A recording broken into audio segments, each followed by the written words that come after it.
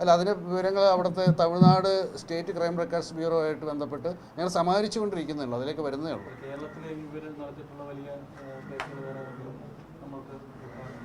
കേരളത്തിൽ എന്ന് പറഞ്ഞാൽ പാലയിൽ കേസുണ്ട്, കാഞ്ഞിരപ്പള്ളിയിൽ കേസുണ്ട്, പൊൻകുന്നത്ത് കേസുണ്ട്, ഇപ്പോൾ ചങ്ങനാശ്ശേരിയിൽ കേസുണ്ട്.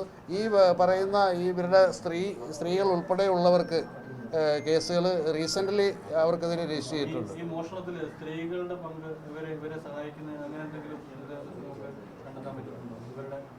സ്ത്രീകൾ ഇവരെ ഫുൾ സപ്പോർട്ടാണ് നൽകുക. കാരണം ഈ ഉരുപ്പടികൾ വിൽക്കുന്നുള്ള പ്രവൃത്തികളിൽ ഏർപ്പെടാൻ വേണ്ടി സ്ത്രീകൾ സഹായിക്കുന്നുണ്ട്. അതുപോലെ പിന്നെ ഇവരുമായിട്ട് ഈ ഇൻഫർമേഷൻ പാസ് ചെയ്തിട്ടുള്ള ആൾക്കാർ പറയുന്നത് പകൽ സമയത്ത് ഇതുപോലെ തിരക്കേറിയ ബസ്സുകൾ കയറി മോഷണം നടത്തുന്ന സംഘത്തിൽപ്പെട്ടവരാണ് ഈ സ്ത്രീകളെന്നും വിവിധ തരമായ കാര്യങ്ങൾക്ക് വീടുകൾ കയറി ഇറങ്ങുന്ന കൂട്ടരാണെന്നും ഒക്കെയാണ് നമുക്കിപ്പോൾ വിവരങ്ങൾ കിട്ടുന്നത്.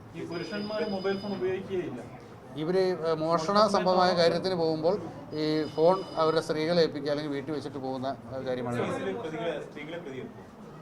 അത് ആ മരട് സ്റ്റേഷനിൽ പോലീസ് അല്ല, അതിൽ നമ്മൾ അന്വേഷണത്തിലേക്ക് വന്നിട്ടില്ല. അത് അതിൻ്റെ ഉരുപ്പടികൾ എങ്ങനെയാണ് കൈകാര്യം ചെയ്തത്, അതിൽ അവർക്ക് റോളുണ്ടോ എന്നുള്ളതിനെ ആശ്രയിച്ചിരിക്കും.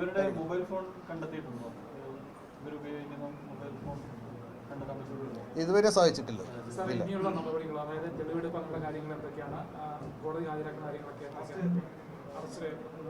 അറസ്റ്റ് രേഖപ്പെടുത്തി അത് ഇന്ന് തന്നെ കോടതിയിൽ ഹാജരാക്കാമെന്നുള്ള രീതിയിലാണ് ഇപ്പോൾ പോലീസ് എത്തി നിൽക്കുന്നത്. അതിൽ ഈ സന്തോഷ് സെൽവത്തിൻ്റെ കാര്യത്തിൽ, മണിയൻ്റെ കാര്യത്തിൽ ഒന്നുകൂടി അതൊന്ന് വെരിഫൈ ചെയ്തതിന് ശേഷം മാത്രമേ നടപടി ഉണ്ടാകൂ.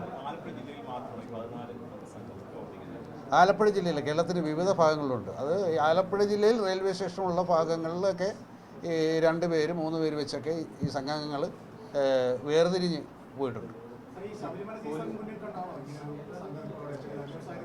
നോർമലി നമ്മൾ അവരുടെ ഹിസ്റ്ററി അനലൈസ് ചെയ്തപ്പോൾ ഇവർ ഓപ്പറേറ്റ് ചെയ്യുന്നതല്ല ഈ നവംബർ മാസമാണ് ഇതിൻ്റെ തുടക്കം.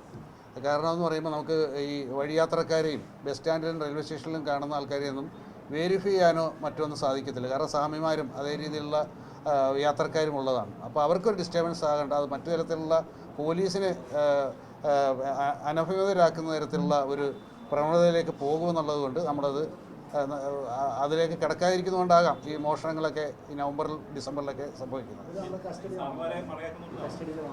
കസ്റ്റഡിയിൽ വാങ്ങി ഇപ്പോൾ കൂടുതൽ ഇതേ മാതൃകയിൽ നടന്ന കേസുകളിൽ ചോദ്യം ചെയ്യേണ്ടതായിട്ടുണ്ട്. പോലീസിനോട് ചോദ്യം ചെയ്യലിന് സഹകരിക്കുന്നില്ല.